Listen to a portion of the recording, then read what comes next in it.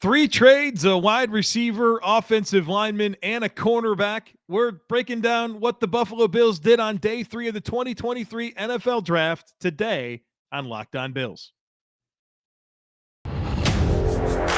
You are Locked On Bills, your daily Buffalo Bills podcast.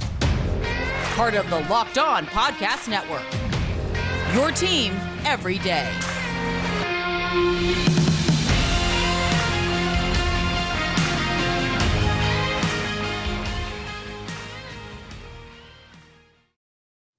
What's up, Bills Mafia? It's Joe Marino, author of Go Bills and Buffalo's Run, also the co-host of the Locked On NFL Scouting podcast, and I am your host of Locked On Bills.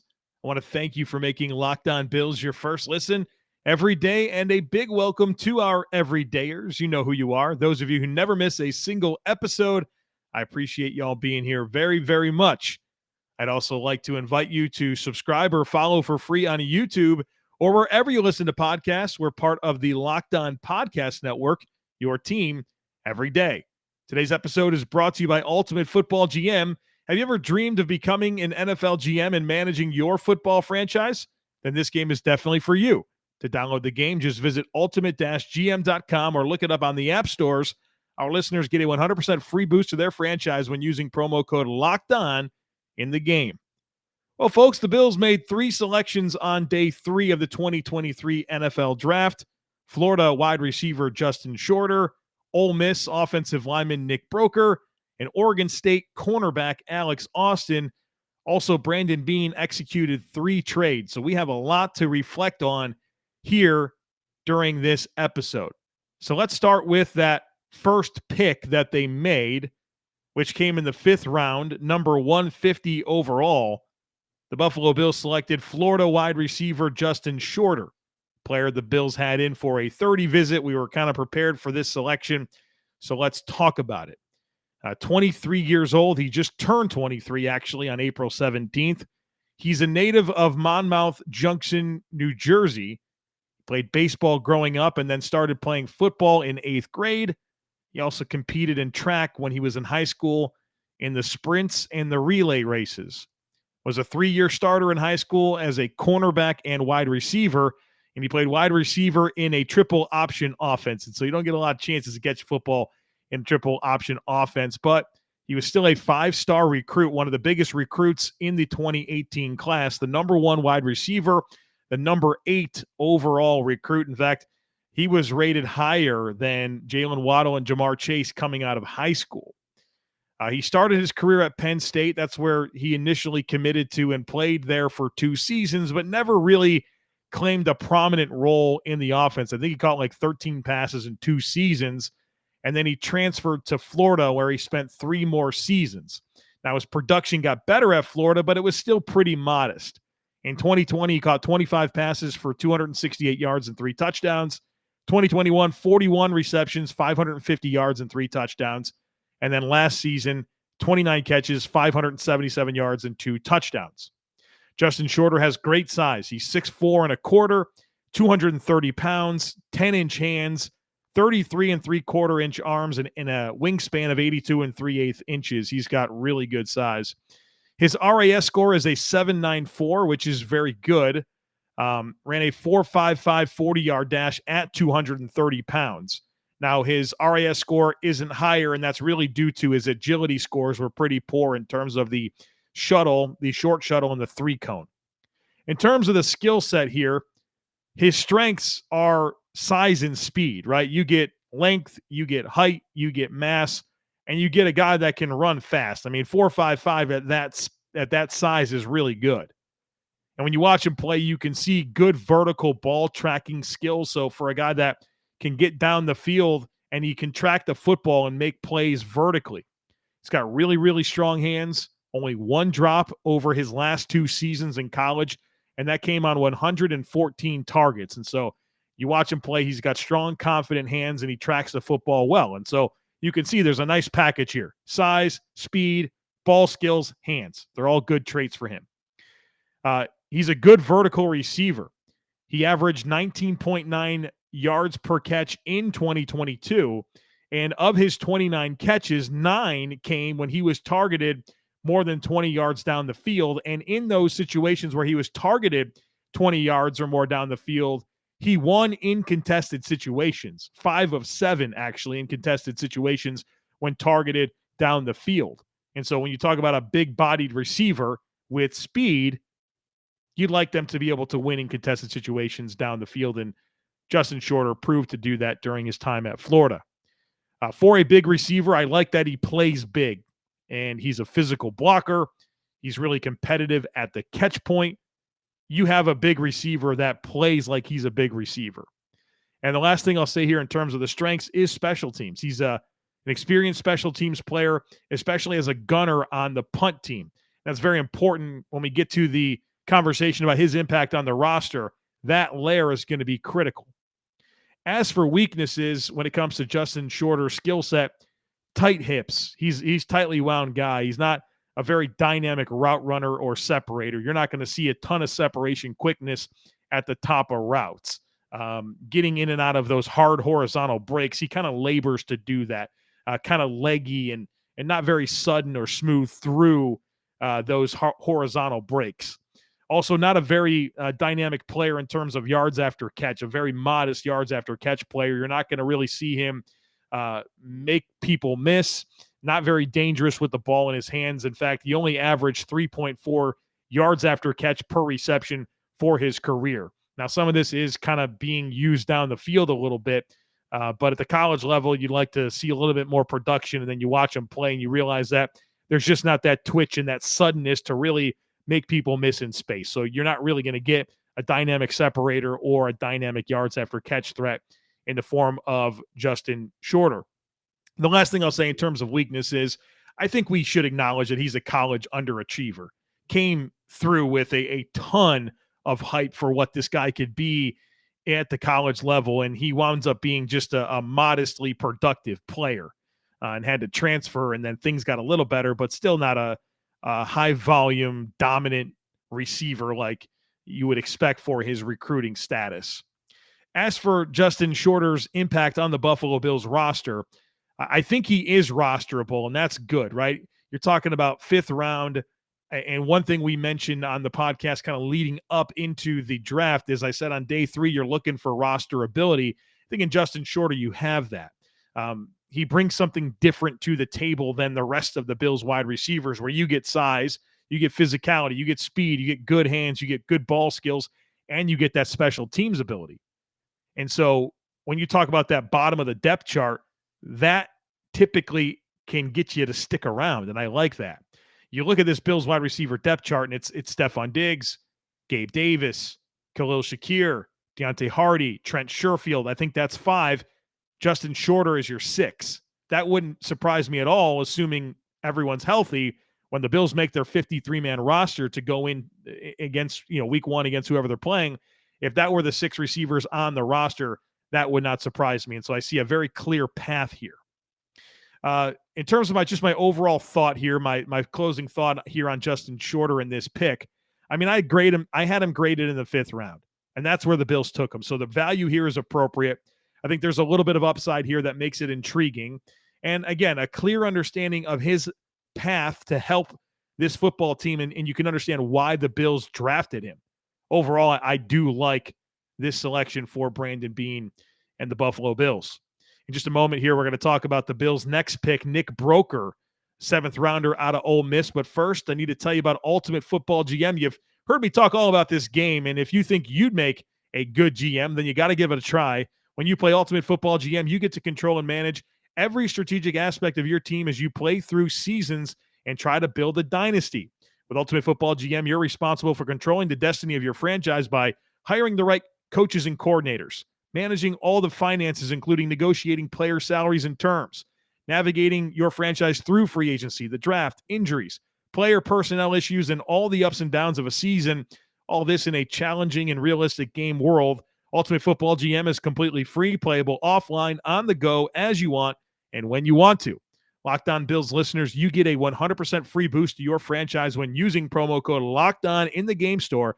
That's Locked On in all caps. So make sure to check it out today. To download the game, just visit ultimate-gm.com or look it up on the app stores.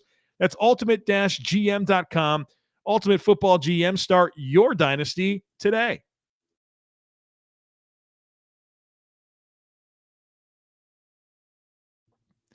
Let's transition this conversation to the Bills' next draft pick in the 7th round, number 230 overall, Ole Miss offensive lineman Nick Broeker. 22 years old. He turns 23 in October, a native of Springfield, Illinois. Played offensive line and defensive line in high school. He got a little run at tight end, too. I think he caught a 52-yard touchdown pass in high school, and there's some rumblings that he had the best hands on the team. So a little fun there as you think about maybe him catching a pass in the NFL at some point in time. He also played basketball in high school, was a good basketball player, an all-state selection as a senior, where he averaged 16.7 points per game and 9.5 rebounds per game. Broeker was a 3-star recruit. He picked Ole Miss over Illinois, Michigan State, Minnesota, Purdue, and Ohio State, who came in late into the picture, but he really liked Ole Miss and their coaching staff, and he stayed there. In terms of size, he's 6'4" and 3/8, 305 pounds, 32.5-inch arms, 9 3/4-inch hands, so okay size, and an RAS score of an 8.23, so a pretty solid RAS score. Was a 3-year starter at Ole Miss. His first 2 seasons as a starter were at left tackle, and then this past year he switched over to guard. You can almost count him as a 4-year starter, but he never started any games as a freshman, but he played over 40 snaps per game at left tackle despite not starting any, so he kind of worked into the lineup. So a lot of experience across 4 years at Ole Miss. And you love that, right? A lot of experience against top competition, the SEC. So that's very good for him. In terms of the skill set here, the strengths, I think my favorite thing about Nick Broeker is that he plays within himself. He's not a guy that gets overextended or tries to be overeager or anxious or anything like that. He plays within his own capabilities, and that means he has good body control. He's got pretty solid flexibility, pretty solid movement skills. He doesn't really have to chase blocks. That's a real solid attribute to have, where you can stay square and compete to stay square and not really have to chase the rep. And you see that a lot from Nick Broeker. I think he plays with good angles, and that's very helpful, especially in the run game, where he's got okay reach, not super powerful, not super athletic, but his understanding of angles and using his technique to his advantage allows him to find some success despite very modest physical gifts. And overall, you just think about him being an Aaron Kromer guy when you watch him play, and you think about some of the late-round linemen that Aaron Kromer's had success with over his career, whether that's even a David Edwards, who's now in the Bills but had a nice run with the Rams, Brian Allen, these types of players, Austin Blythe, not necessarily the most dynamic physical packages, but he's found ways to get them productive in the NFL, and I think that could potentially happen for Nick Broeker. Also a team captain, had no injuries throughout his career in college. The people around the program, they rave about his work ethic. I had a chance to be around him. I did a community service project with him. Really nice dude, very personable, and I enjoyed, being with him for a couple hours when I was with him at the Senior Bowl. In terms of weaknesses here, I think he can develop his frame. I mean, a guy that you look at and you're looking for more muscle mass, more thickness throughout his frame. You talk about players a lot of times, and you hear maybe people that analyze and evaluate players, and they'll say, look, he doesn't really look the part, or he does look the part. I think with Nick Broeker, right, working on his frame, it would be a benefit to him, and really doing so not just so that he looks more like an NFL offensive lineman, but that he may have more dynamic functional strength at his disposal when he plays. And that's kind of my criticism towards him. And look, he's a 7th-round pick, right? We're not talking about a high pick or anything like that. So there's going to be some criticisms. He's only got average power. He really does rely on angles and technique to be able to find success. He's only got average lateral quickness and that ability to slide and redirect his weight. You don't really see him making that much of an impact when pulling and working into space. And so just overall, when it comes to weaknesses, it's just a very modest physical package in terms of body composition, size, power, and movement skills. So what is the impact on the roster here for Nick Broeker? I think he might have an uphill climb to make the roster if there aren't any injuries. I think the Bills will ultimately roster 9 or 10 offensive linemen. And you look at it and you say, okay, well, Deion Dawkins, Connor McGovern, Mitch Morse, Ryan Bates, Spencer Brown, Osiris Torrance. I think those 6 are locks to make the roster. And then you look at the depth and you see David Edwards, David Quessenberry, Ike Bucker, Tommy Doyle, and now Nick Broeker. And if the Bills keep 10, which I think is the most offensive linemen they will roster, one of those players won't make it.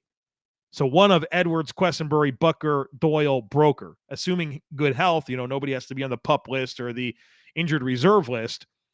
Somebody has to go here. And who's it going to be? I think that's kind of an interesting way to look at it. I think you can assume there'll be some injuries, right? That's always safe. And I'm not saying it was a wasted pick or anything like that, but I do think that there is some things that have to go right for him to make this roster. And I think about some of the late day 3 offensive line picks that the Bills made in recent years, like Jack Anderson, like Luke Tenuta, who didn't make the roster. And then, Jack Anderson gets plucked by the Eagles and actually was on their active roster. And then Luke Tenuta, I can't remember if it was the Packers that initially plucked him, and then he wound up kind of finishing the season on the Colts. But, late round picks that you really don't get a chance to work with outside of that initial, run up to, mini camps in training camp preseason, then they don't make the roster, they get plucked, and you don't really get a chance to get anything for your draft pick. And so you worry a little bit about that for Nick Broeker. And I think it's reasonable to bring that up in this conversation. So overall here, I think this is a fine selection. I think he could have got drafted in the 5th round and nobody would have been surprised by that. A lot of people, myself, kind of valued him in that middle of day 3 range. So I think it's good, appropriate value. I'm not sure that he ever will be a starter. I don't think he has really the makeup of an NFL starter, but can he be a reasonable backup that can, play multiple spots? I know he's never played a game at center, but he did at the Senior Bowl, and Brandon Beane acknowledged that he's done that in practice before. He does have a lot of playing experience at tackle at the college level, but I don't see any appeal for him to play tackle in the NFL. So I think he's maybe a three-hole guy on the interior, and he could have a nice career as a reasonable reserve type player. And I think that would be a good return on investment if that's what he proves to be as a 7th round pick. All right, we got one more pick to analyze here. That's cornerback Alex Austin. And I do want to talk about the trades that Brandon Beane made. But first, I got to tell you about Built Bar. Folks, if you haven't tried Built Bars by now, I don't know what you're waiting for. These are the best tasting protein bars on the planet. They're delicious and they're healthy. They're delicious because they're covered in 100% real chocolate. And they also come in so many great flavors: churro, brownie batter, peanut butter brownie, coconut almond, just to name some of my favorites off the top of my head. They're so good. It's like eating a candy bar, but they're good for you. They're low sugar. They're low calorie, high in protein. They got off the chart macros, and you love eating these things because they're healthy and they are delicious. And folks, if you want to try them, go to built.com, use our promo code LOCKDOWN15. You'll get 15% off your next order, but you can also head to your local Walmart or Sam's Club and pick up a box off the shelf. Try them. You'll thank us later.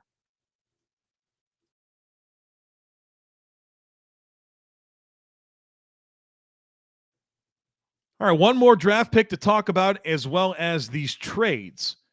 So in the 7th round, pick 252, the Buffalo Bills selected Oregon State cornerback Alex Austin. He's 21 years old. He turns 22 in May, a native of Long Beach, California, and he played big-time college football out there at Long Beach Polytechnic High School, which has produced more than 50 other NFL players. So a nice pipeline coming from Long Beach Poly. A 3-year starter there at wide receiver and cornerback. He also competed in track and field as a sprinter in the 100 and 200 meters.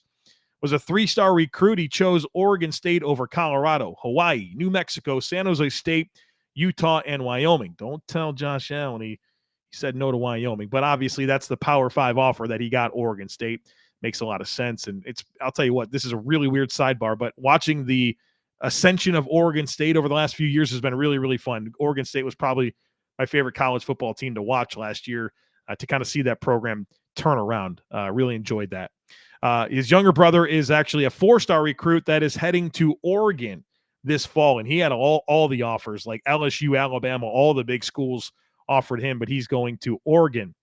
Alex Austin, 3-year starter at Oregon State, very productive ball production, 24 pass breakups, 4 interceptions throughout his time at Oregon State. He's 6'1", 195 pounds, 32-inch arms, so really good size in terms of height, weight, and length.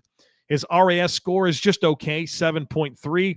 Ran a 4.55 40-yard dash, had a really good 10-yard split of a 1.51, but overall his agilities and his jumps were pretty poor, and I think that shows up on tape. He's a very average athlete with modest change of direction skills, right? Not a super twitchy or dynamic mover,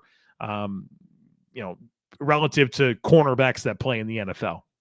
Let's break down the skill set here. His strengths, good size. We talked about that. He's a physical player in coverage, whether that's press man, whether that's being aggressive in the contact window. You love the competitiveness and physicality that he shows in coverage. Also at the catch point, that definitely shows up. I think he's a coordinated mover, maybe not a very explosive mover, but coordinated, solid coverage instincts. You're not a guy that's going to see him just out of position all the time, doesn't really bite on double moves or take the eye candy and get himself out of positions that he's supposed to be. So I think he's a disciplined player in coverage, which I appreciate.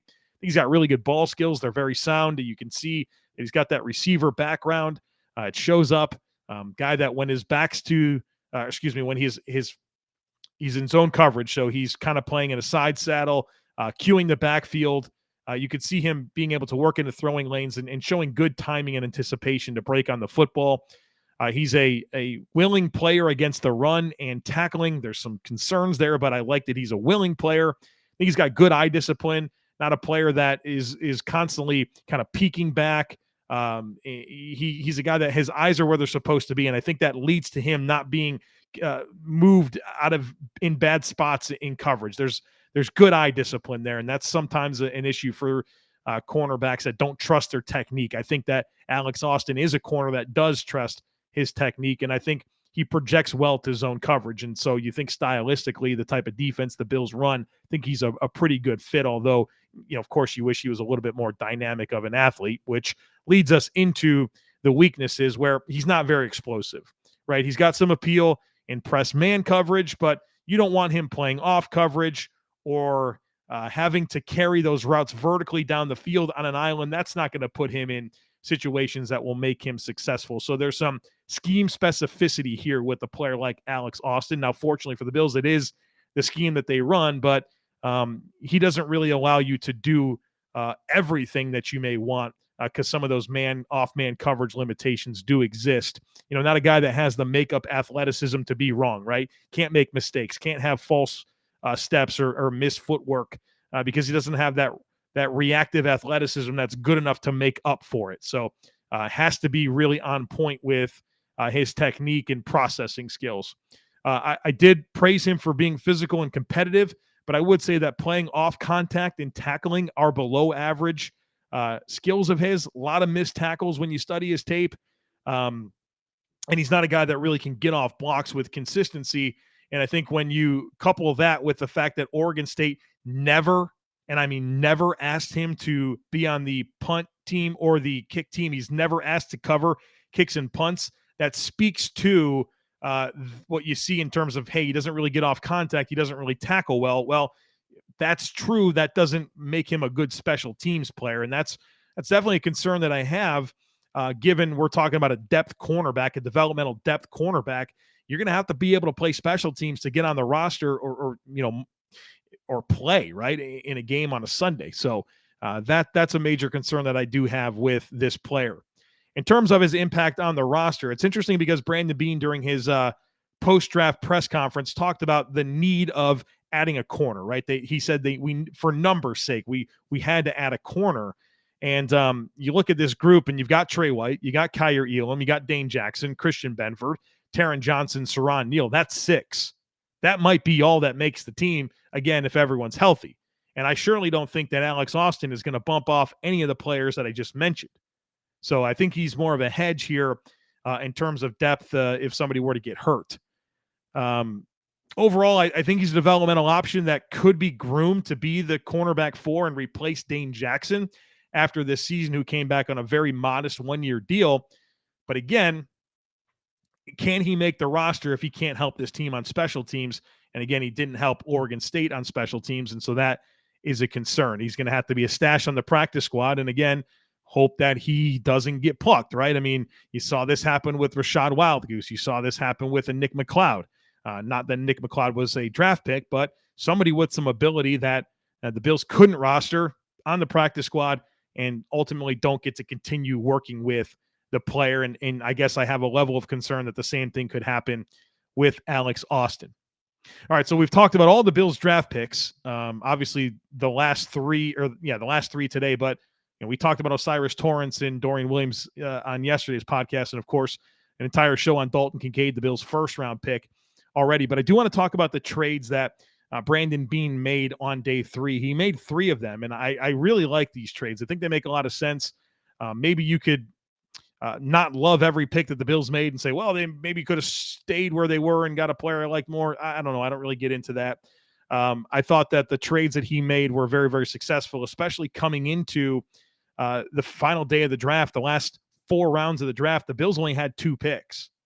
And I think that Brandon Beane did a good job of turning 2 picks this year into 3 picks this year and 2 extra picks last year. So he took these 2 picks and turned them into would that be 4 picks, right? So he doubled it up. I think that's a really good job.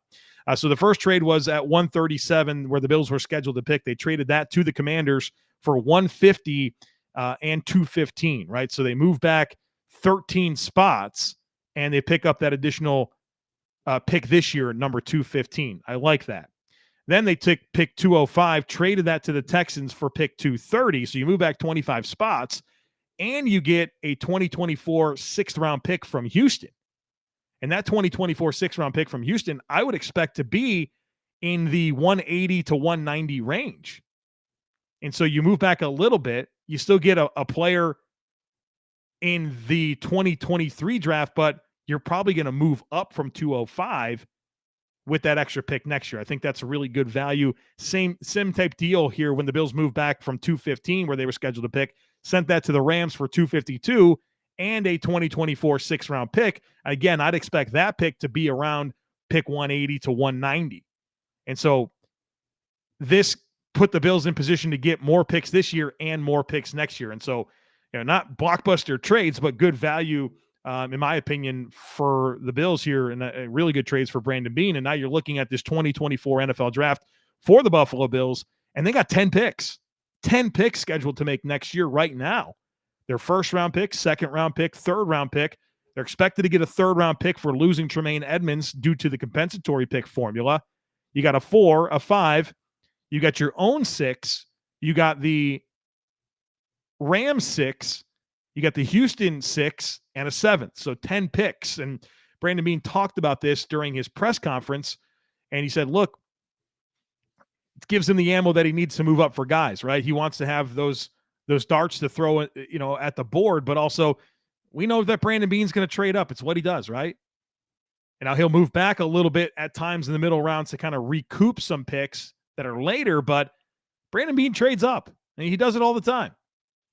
He's made 6 first-round picks as the GM of the Bills, and 4 times he traded up. Josh Allen, Tremaine Edmonds, Kyer Elam, and Dalton Kincaid. Only twice did he stick and pick, and that's Ed Oliver at number 9 and then Greg Rousseau at number 30. So from my perspective, knowing that I want draft picks, I like that Brandon Beane just, he's going to trade up no matter what. He traded up this year. He had 6 picks, gave up his 4th rounder.